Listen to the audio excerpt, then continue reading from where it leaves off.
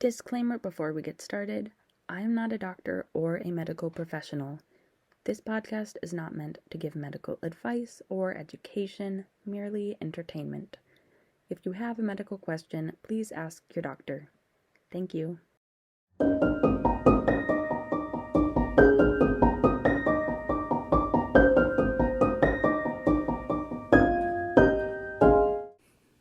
Hello friends, how are we doing today?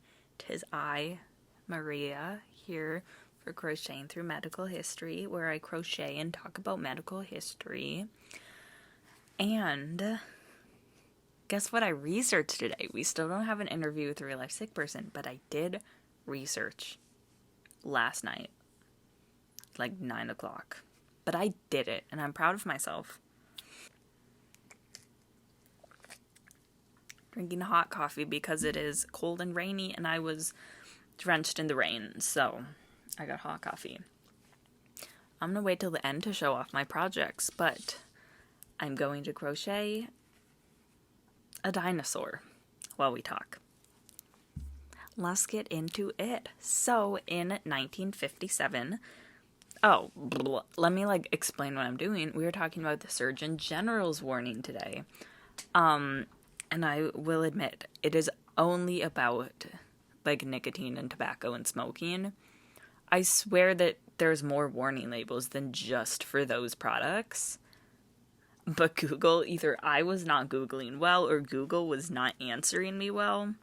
But I could not find even one more thing that the Surgeon General warning is on. So if you know, let me know, because I'm really curious about what else it's on besides tobacco products. Okay, so in 1957, the Surgeon General Leroy Burney made it the Public Health Service's responsibility to make known the link between smoking and lung cancer. In 1961, President John F. Kennedy received a letter written by the American Cancer Society, the American Heart Association, the National Tuberculosis Association, and the American Public Health Association. This letter requested a commission committed to, quote, seeking a solution to this health problem that would interfere least with the freedom of industry or the happiness of individuals, unquote. The Kennedy administration requested a report on the effects of smoking, which was carried out by the Royal College of Physicians of London. The next year, Surgeon General Luther Terry took charge of the commission with the 4 organizations that requested it, along with the Food and Drug Administration, the Federal Trade Commission, the American Medical Association, and the Tobacco Institute. 10 commission members were chosen from these organizations from the disciplines of medicine, surgery, pharmacology, and statistics, none of whom had historically taken a stance on tobacco. In 1964, Dr. Terry was the first to release the Surgeon General's Advisory Committee on Smoking and Health. Thousands of research articles proved that smoking contributes to chronic bronchitis, laryngeal cancer, and lung cancer, more so than asbestos, air pollution, or radioactive materials. This report became extremely popular and was one of the top news stories of 1964. This report sparked half a century of remedial action by elected officials, private and public organizations, and individuals. Smoking and Health report of the Advisory Committee to the Surgeon General outlined a number of concerns connected to smoking: emphysema, coronary heart disease, decreased fetal weight with smoking during pregnancy, and a 70% chance of dying younger than non-smokers. Regardless, the Commission did not believe nicotine was addictive, nearly habitual.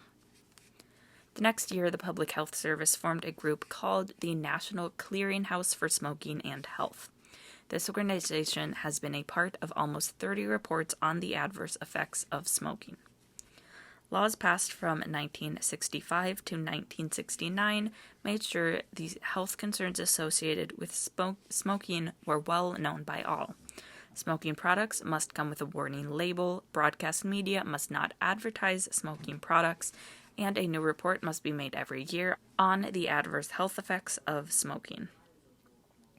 Between 1958 and 1968, the percentage of the population who believed smoking caused cancer rose from 44 to 78.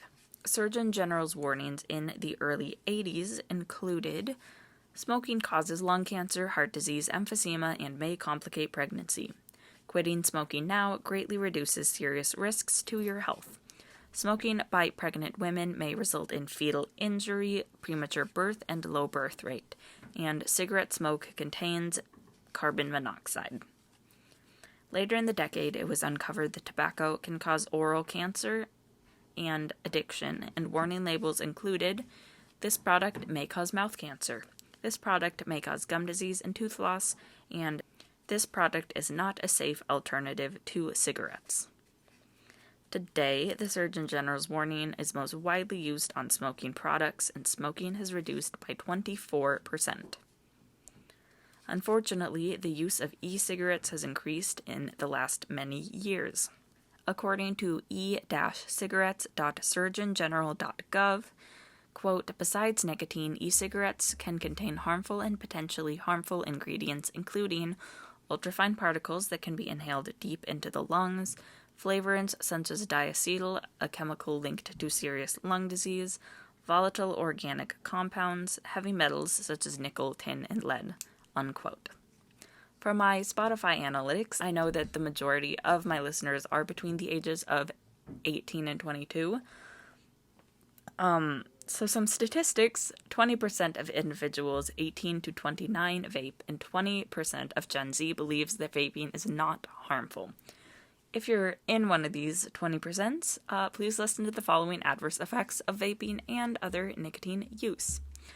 Addiction, delayed and unhealthy brain development, higher likelihood of future drug addiction, stress, depression, poisoning, lung cancer, chronic bronchitis, emphysema, heart disease, stroke, heart attack, cancer, leukemia, cataracts, pneumonia, and more.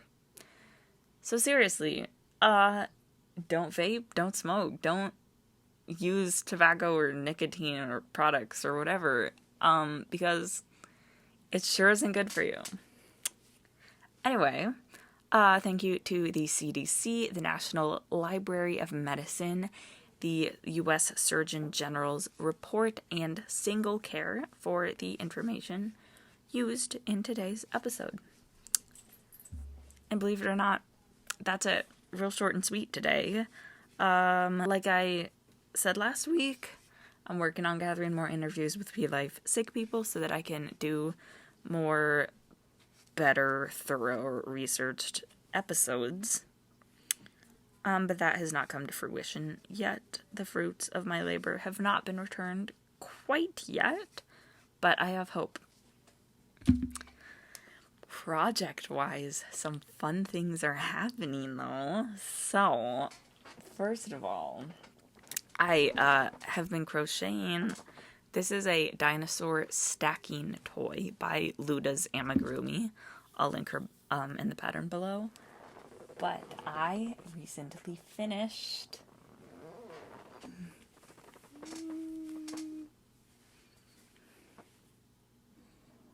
look at this. This is a dinosaur stacking toy. Oh, the head's fallen off. It is the most adorable thing I've possibly ever made. It's also really big. Look at the camera. Oh my gosh! I'm sorry, I'm a murderer. Yeah, I made this. And I'm making another one. This is a Triceratops. I'm making a Stegosaurus in blue for another friend's kiddo. It's actually the most beautiful thing I've ever seen. Like, look at this. I made this. That's crazy. Anyway, I made that. That has been a long project. I started it in May. Early May. It is now early July, so that's 2 months. I didn't, hardcore work on it the whole time. But it was, 25 plus hours of work, so I'm very happy with how it turned out and that it is done. And now I just started another one because I thought that would be a good idea. Yeah, another thing. This I've also been working on for a while. This is Charlie, a kitty. Got a little tail, a little multicolored. Did I buy this pattern?